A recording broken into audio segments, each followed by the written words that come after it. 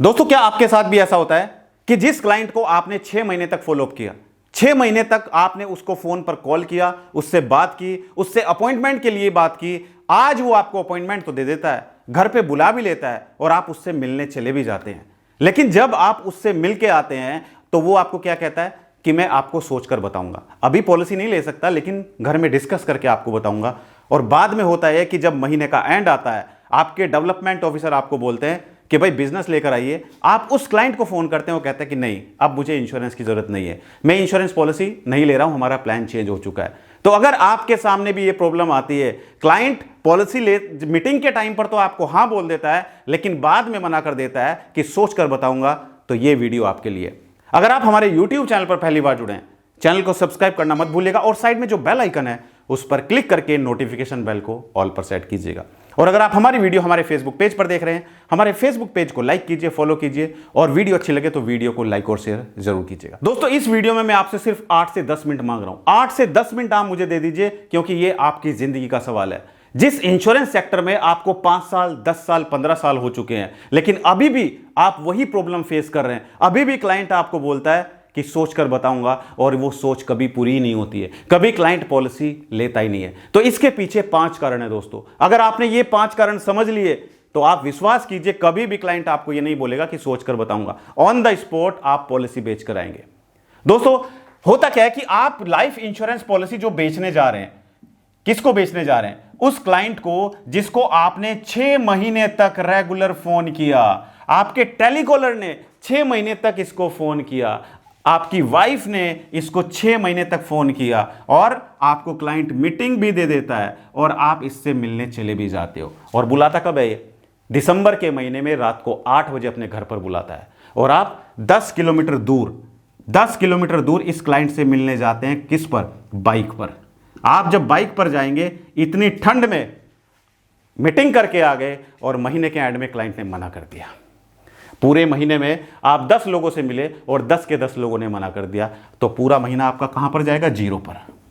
एक भी पॉलिसी आपकी क्लोज नहीं होगी तो कैसे घर के खर्चे चलेंगे? कैसे बच्चे की फीस देंगे? कैसे मकान का किराया देंगे? कैसे गाड़ी की किस्त देंगे? कैसे पूरे हो पाएंगे सब? तो दोस्तों, हमें इसको दूर करने के लिए ये नहीं कि इंश्योरेंस सेक्टर को छोड़ दो, अपने अंदर वो 5 कमियां ढूंढनी पड़ेंगी जो आपको जिन पर आपको काम करने की जरूरत है। सबसे पहला जो 90% इंश्योरेंस एडवाइजर नहीं करते हैं दोस्तों, वो है नीड एनालिसिस। हम नीड को ना तो समझते हैं, ना ही उस नीड को एनालाइज करते हैं। नीड एनालिसिस ही हम नहीं करते हैं। अरे भाई, जब तक हमें यही पता नहीं चलेगा कि सामने वाले को चाहिए क्या, तो हम उसको क्या बेचेंगे? अगर मुझे मोबाइल चाहिए और मेरे पास कोई एलईडी टीवी बेचने के लिए आ जाएगा, जबकि मेरे घर में ऑलरेडी एलईडी टीवी है, तो क्या मैं खरीदूंगा? कभी नहीं खरीदूंगा। तो जिस चीज की मुझे जरूरत है वही चीज मैं खरीदूंगा। तो हम जब तक सामने वाले की नीड को नहीं समझेंगे कि उसकी नीड क्या है और उस नीड को एनालाइज नहीं करेंगे, तो हम उसको कोई भी प्रोडक्ट सजेस्ट नहीं कर सकते हैं। तो पहले हमें उसकी जरूरत को समझना होगा। अगर उसके घर में बच्चा है, चाइल्ड है, ठीक है, तो हो सकता है वो बच्चे के फ्यूचर के लिए प्लान कर रहा हो, बच्चे की एजुकेशन के लिए या मैरिज के लिए। अगर बच्चे नहीं है तो हो सकता है वो अपने रिटायरमेंट के लिए प्लान कर रहा हो सकता है उसका कोई गोल हो, ऐसा कुछ उसका लक्ष्य हो जो चाहता है कि मुझे 5 साल में पैसा चाहिए। हो सकता है वो ऐसा चाहता हो कि मुझे 100 साल तक इंश्योरेंस चाहिए।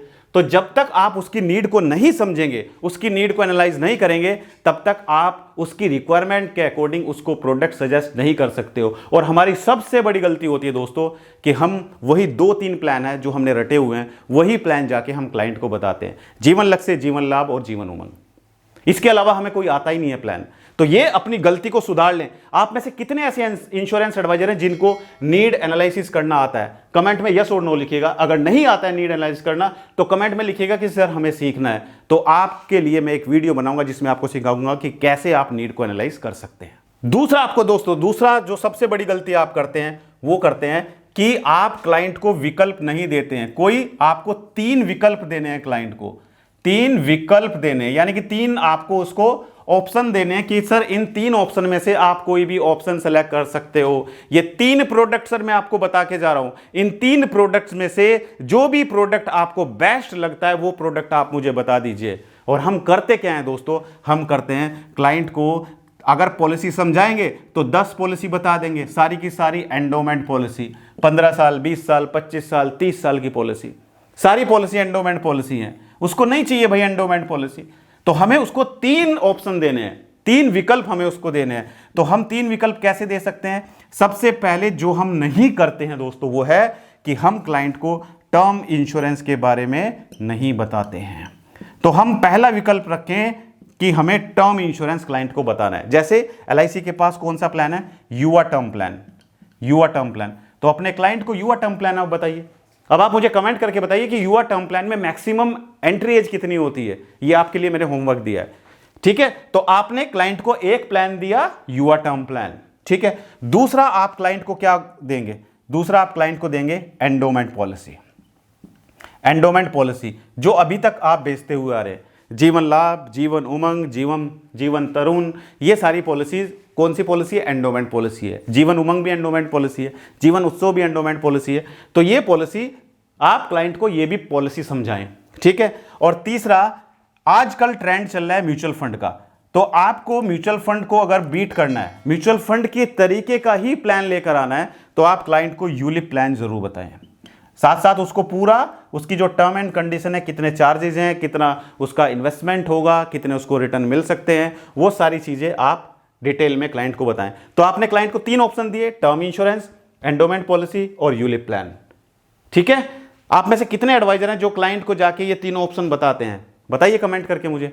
तीसरा दोस्तों जो आप गलती करते हैं, तीसरा है दोस्तों, आप क्लाइंट के बजट से बाहर की बात करते हैं। बजट में बात करिए, क्लाइंट की जो भी सालाना इनकम है वो उससे पूछिए, उसकी महीने की इनकम कितनी है वो उससे पूछिए, और जो उसकी महीने की इनकम है उसको आप साल का प्रीमियम मान के चलिए। मान के चलते किसी क्लाइंट की मंथली इनकम कितनी है? 20,000 रुपये महीना। वो 20,000 रुपये महीना कमाता है, तो क्या वो 50,000 साल का प्रीमियम दे सकता है? नहीं दे सकता है, क्योंकि उसके ऊपर और भी खर्चे होंगे।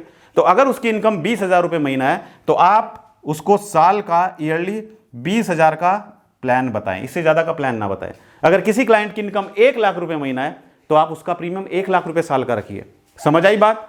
क्योंकि अगर आप बजट में बात करेंगे तो वो सोच सकता है लेने के लिए, लेकिन अगर आप बजट से बाहर बात करेंगे, आपने उसको बता दिया 50,000 का, वो 20,000 तो पे कर सकता था, लेकिन वो 50,000 पे नहीं कर सकता, तो वो क्या करेगा? वो मना कर देगा, नहीं सर मैं अभी नहीं ले रहा हूं, बाद में देखूंगा, ठीक है। तो ये आपको अपनी गलती सुधारनी है।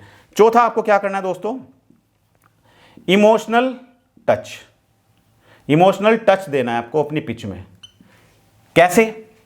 जब आप क्लाइंट के पास जाएंगे तो आप इंश्योरेंस बेचने के लिए जा रहे हैं, ठीक है। आप इंश्योरेंस प्रोडक्ट बेचने के लिए जा रहे हैं। और इंश्योरेंस हम क्यों बेच रहे हैं? इंश्योरेंस इसलिए बेच रहे हैं कि कल अगर भगवान ना करे कोई हादसा हो जाए, कोई मिसहैपनिंग हो जाए, तो कम से कम परिवार को किसी की तरफ हाथ ना फैलाना पड़े।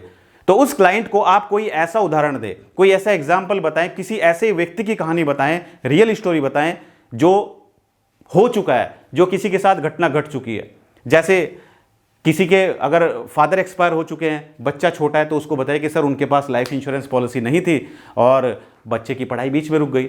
अगर उसके पास लाइफ इंश्योरेंस पॉलिसी होती तो शायद उसकी पढ़ाई ना रुकती। तो इस तरीके से हमें उसको इमोशनल टच देना पड़ेगा, क्योंकि जब तक आप इमोशनली उससे कनेक्ट नहीं होंगे तब तक उसकी आंखें नहीं खुलेंगी, तब तक उसको अंदर से आवाज़ नहीं आएगी कि भाई हाँ तुझे भी इंश्योरेंस लेना चाहिए। और हम इंश्योरेंस एडवाइज़र डरते हैं, हम इंश्योरेंस एडवाइज़र क्लाइंट से बात नहीं कर पाते हैं, क्लाइंट को हम इस तरीके से इमोशनल टच नहीं दे पाते हैं, राइट। और 5वां दोस्तों, हमें क्या करना पड़ेगा? हमें अपने कॉम्पिटिटर के साथ में कंपैरिजन करके बताना पड़ेगा। जैसे बहुत सारे एडवाइजर से मैं मिला, जब मैंने उनसे बात की कि भाई एलआईसी का ऐसा कौन सा प्लान है जो गर्ल्स के लिए, गर्ल्स चाइल्ड के लिए, जैसे पोस्ट ऑफिस का सुकन्या समृद्धि योजना है, तो कहते हैं कि सर एलआईसी का कन्यादान पॉलिसी है।